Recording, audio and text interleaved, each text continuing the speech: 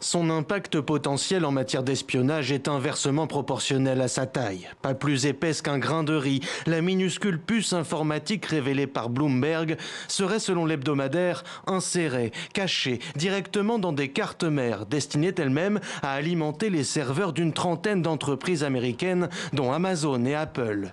Les serveurs de centres de données utilisés par le ministère américain de la Défense ou pour des opérations de la CIA seraient aussi infectés.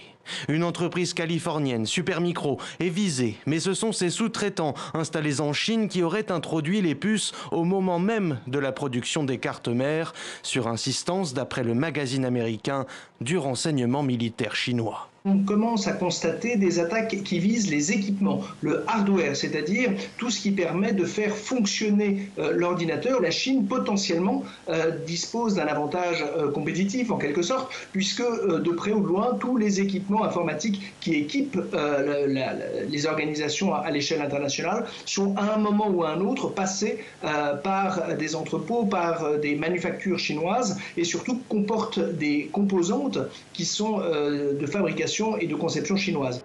La puce informatique, qui fait figure de porte dérobée ultra discrète, aurait la capacité de communiquer avec l'extérieur à distance, d'accéder à la mémoire d'une machine connectée au serveur infecté par la puce ou encore de désactiver certaines authentifications par mot de passe.